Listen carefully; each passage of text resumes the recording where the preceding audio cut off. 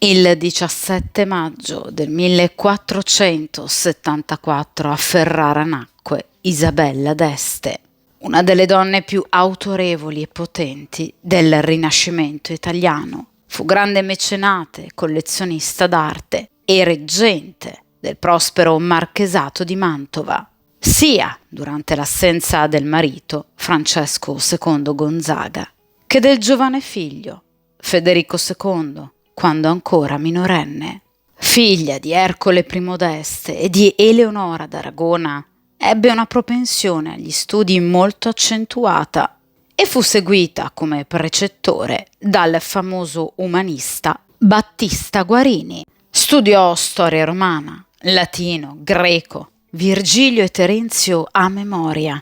Suonava il liuto e amava cantare. Era infine molto ammirata nel ballo. A soli 6 anni fu promessa in sposa a Francesco II Gonzaga, futuro erede del marchesato di Mantova.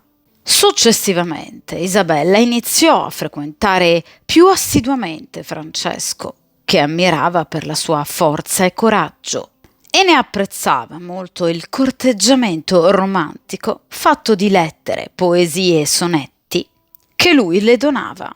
I due si innamorarono sul serio, tanto che Francesco, estasiato dall'intelligenza e dalla forte personalità di Isabella, non volle attendere le nozze pubbliche e la sposò anticipatamente in forma privata nel 1489. Le nozze ufficiali, invece, si tennero nel 1490, quando Isabella aveva quasi 16 anni e Francesco 23. Ed Isabella si trasferì immediatamente alla corte di Mantova con il proprio marito. La prima notte di nozze fu però un brutto ricordo per Isabella, poiché ebbe un grave malore, sia a causa della sua stessa salute precaria. Era infatti caratterizzata da una pronunciata pinguedine che la rese molto cagionevole, sia a causa della focosa irruenza del marito. Quando Francesco Gonzaga partì con il suo esercito per combattere e contrastare la discesa del re francese Carlo VIII in Italia, Isabella seppe gestire molto bene il marchesato e soprattutto iniziò ad apprezzare la lontananza del marito e una certa ritrovata libertà. Iniziò il suo appassionato mestiere di mecenate e mantenne una fitta ed allegra corrispondenza con la cognata Elisabetta Gonzaga. Questi suoi atteggiamenti, allora considerati poco discreti da parte di una moglie con un marito in guerra, portarono la madre di Isabella, Eleonora d'Aragona, a rimproverare la figlia, soprattutto dal momento che Eleonora si accorse del progressivo disinnamoramento di Isabella per il proprio consorte. La giovane, però, incurante delle raccomandazioni materne, accompagnò addirittura la sorella Beatrice dal suo futuro sposo Ludovico il Moro presso la vivacissima corte milanese. E se l'incontro prematrimoniale tra Ludovico e Beatrice non fu molto positivo, poiché a Beatrice lo sposo non piacque proprio, al punto che si rifiutò di consumare il matrimonio per oltre 2 mesi e si chiuse in un ostinato mutismo, Isabella, dal canto suo, strinse invece sin da subito una sincera amicizia con Ludovico il Moro, di cui apprezzava galanteria, dolcezza e affabilità.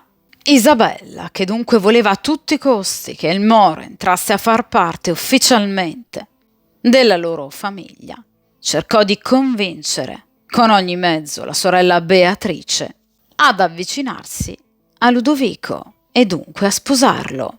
E fu proprio in quel periodo e alla corte milanese che Isabella strinse anche una giocosa e spensierata amicizia con Galeazzo Visconti, conte di Busto Arsizio e capitano militare prediletto di Ludovico il Moro, oltre che cavalier servente di Beatrice.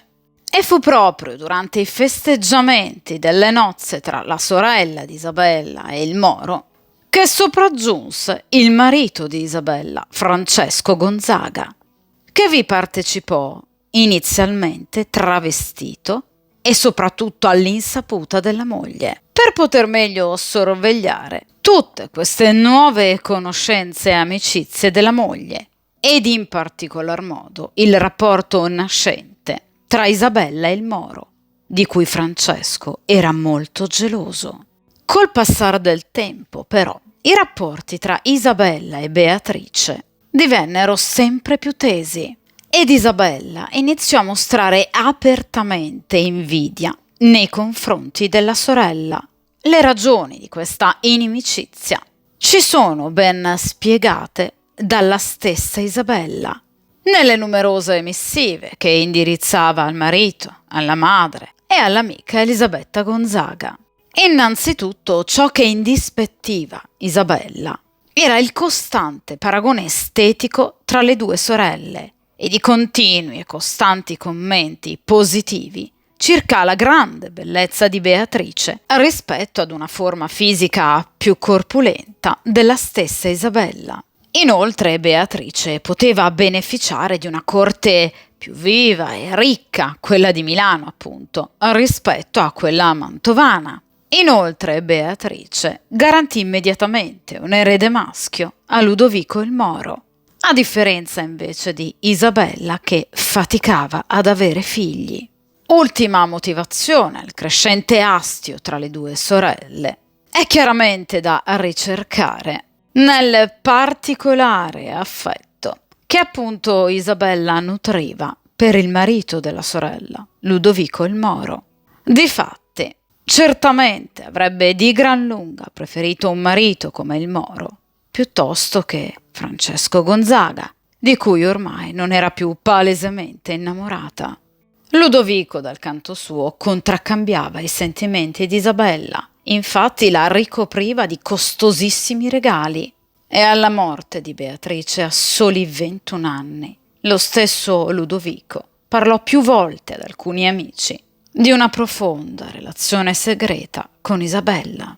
E ciò che effettivamente Isabella ammirava e amava tanto di Ludovico il Moro, oltre alla grande cultura e l'atteggiamento galante, era il carattere collaborativo e saggio del Moro, che permetteva alla moglie Beatrice di partecipare in modo attivo e costante alla politica di corte, mentre Francesco Gonzaga non prendeva mai in considerazione consigli e idee della moglie, ed anzi ne mal sopportava ogni intromissione. Ed infine, a causa delle continue assenze da corte per via di guerre costantemente in atto, mentre Ludovico visse sempre con discrezione alcune relazioni extraconiugali fuori porta, Francesco non si curava minimamente di nascondere i suoi innumerevoli giovani amanti e le sue innumerevoli e compiacenti cortigiane, dalle quali ebbe tra l'altro numerosi figli. Francesco Gonzaga, come se non bastasse, aveva un amante ufficiale, la bellissima Teodora Suardi, che lo seguiva ovunque e addirittura compariva al suo fianco al posto della moglie durante ricevimenti pubblici e ufficiali.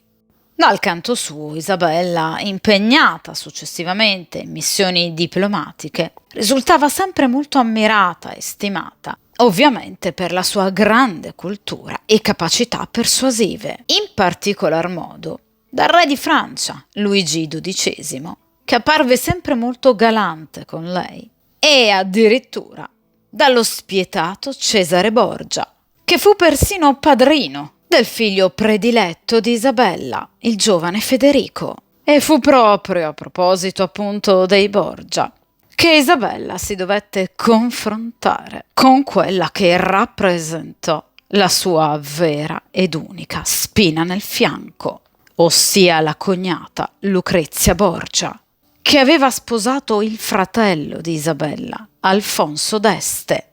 Lucrezia infatti era ammirata per la sua nota bellezza e Isabella se ne sentì immediatamente surclassata e umiliata, proprio come accadde molti anni prima con la sorella Beatrice. L'appassionata e focosa relazione clandestina nata successivamente tra Lucrezia e il marito Francesco Gonzaga fu un ulteriore colpo basso che le provocò sofferenza e dolore, oltre che una accecante gelosia. Nuovamente per finalità politiche e di alleanza, Isabella soggiornò successivamente per qualche tempo presso la corte di Ludovico il Moro a Milano, ove si intrattenne in festeggiamenti e nuove conoscenze e fu dunque nuovamente investita da pettegolezzi e dicerie circa il suo stesso malcostume e quello delle sue dame, in particolar modo della bellissima Eleonora Brognina, che aveva letteralmente fatto impazzire il vescovo Matteo Lang. Negli ultimi anni di vita di Francesco Gonzaga, ammalatosi di una grave forma di sifilide, ovviamente contratta a causa delle sue innumerevoli avventure extraconiugali, Isabella godette di maggior libertà politica, oltre al prendersi cura del proprio marito, che però morì a soli 53 anni nel 1519. Divenuta dunque vedova molto giovane, a soli 45 anni, Isabella divenne reggente del figlio Federico, ancora troppo piccolo per poter governare. E per risolvere al meglio le varie problematiche dei suoi sudditi, Isabella studiò architettura, agricoltura e industria, oltre ad avvalersi dei preziosissimi consigli e precetti del grande Niccolò Machiavelli, con il quale ebbe un discreto rapporto epistolare. E fu proprio durante gli anni di reggenza di Isabella che gli abitanti di Mantova goderono di maggior benefici e garanzie. Essi la amavano e la rispettavano. Quando il figlio Federico divenne maggiorenne, però, la estromise dal potere politico, poiché così consigliato e quindi completamente influenzato dalla sua giovane amante Isabella Boschetti. Lontana dunque da impegni politici ufficiali, diede dunque libero spazio al mecenatismo e al collezionismo d'arte, e negli ultimi anni di vita Isabella si fece costruire un appartamento al piano terra di Corte Vecchia, di cui divenne famoso il famigerato studiolo, in cui ella raccolse un numero esorbitante di importanti opere di pittori e artisti del tempo. Lei stessa si definì un'insaziabile collezionista. Fece di Mantova un meraviglioso centro di cultura, vi aprì una scuola per ragazze e trasformò i suoi appartamenti ducali in un museo. Ormai fisicamente sofferente da tempo, redasse testamento nel 1535, conservato tutt'oggi nell'archivio Gonzaga di Mantova, testamento in cui comparve per la prima volta in via ufficiale l'elenco completo delle innumerevoli opere d'arte in suo possesso. Isabella d'Este morì il 13 febbraio del 1539 a 65 anni. Fu sepolta nella chiesa del convento di Santa Paola a Mantova assieme al marito Francesco Gonzaga. Isabella fu dunque descritta ed oggi ricordata come una donna intelligente e di grande volontà. Pietro Bembo la definisce una delle donne più sagge del Rinascimento italiano. L'Ariosto liberale e magnanima, Papa Leone X donna di enorme cordialità, Ludovico il Moro come piena d'animo e prontezza. Ma il tratto caratteriale peggiore che le venne maggiormente rimproverato e che è tutt'oggi confermato da biografi e storici è l'invidia. Infatti, Isabella si sentì sempre in strenua e malsana competizione con le altre figure femminili che le gravitarono attorno, in particolar modo con la sorella Beatrice e la cognata Lucrezia Borgia. Di Isabella abbiamo ben 28.000 lettere ricevute e 12.000 lettere inviate, anch'esse conservate nell'archivio Gonzaga di Mantova come il testamento. Ebbene, in moltissime di queste missive la donna lamentava il suo essere costantemente, faticosamente in lotta con il proprio peso corporeo, che la rendeva effettivamente oggetto di crudele scherno e battute pungenti anche da parte di familiari e conoscenti. La madre Eleonora e il marito Francesco, infatti, la invitavano spesso in queste lettere a perder peso, paragonandola costantemente, ad esempio, alla più longilinea sorella Beatrice. Il sentirsi dunque inadeguata a causa di una forma fisica più abbondante rispetto ad altre giovani donne le procurò sicuramente molto dolore e relativa invidia nei confronti di coloro che invece venivano descritte come più aderente a canoni estetici socialmente imposti. E fu probabilmente proprio a causa di questo suo doloroso non sentirsi all'altezza dei canoni estetici diffusi, e a causa dunque delle relative insicurezze circa il proprio aspetto fisico, che si riscontra tutt'oggi una reale carenza di ritratti di Isabella d'Este rispetto, per esempio, alla sorella Beatrice. Isabella, tra l'altro, chiedeva ai suoi ritrattisti dipinti idealizzati di sé e si rifiutò sempre di posare come modella, motivo per cui ad oggi non ci sono immagini autentiche, reali di Isabella d'Este dai 26 ai 54 anni.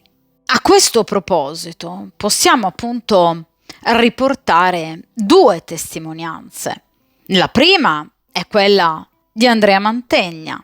Nel realizzare infatti la Madonna della Vittoria, il Mantegna avrebbe voluto ritrarre Isabella accanto al marito, ma successivamente il pittore scelse come figura femminile da affiancare a Francesco Santa Elisabetta, poiché in imbarazzo nel dover eccessivamente contraffare il reale.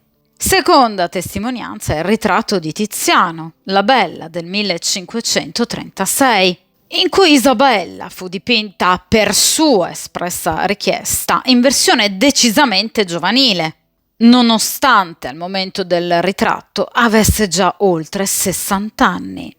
Ciò nonostante, Isabella d'Este è ritenuta tutt'oggi la prima donna del Rinascimento italiano, che diede spazio e fama ad artisti del calibro di Giorgione, Leonardo da Vinci, Andrea Mantegna, Perugino, Raffaello, Tiziano, Antonio da Correggio, il Boiardo, Michelangelo, Aretino, Ariosto, Pietro Bembo, Baldassarre Castiglione, Francesco Guicciardini e molti altri. Una prima donna che con ogni mezzo e per tutta la vita rincorse e cercò di raggiungere la bellezza ideale, ricerca di perfezione, bellezza oggettiva, che sublimò, raccogliendo e accumulando morbosamente, gelosamente, nel suo amato studiolo di Mantova, le più preziose e ricercate opere d'arte del Rinascimento italiano e di tutto il patrimonio artistico mondiale.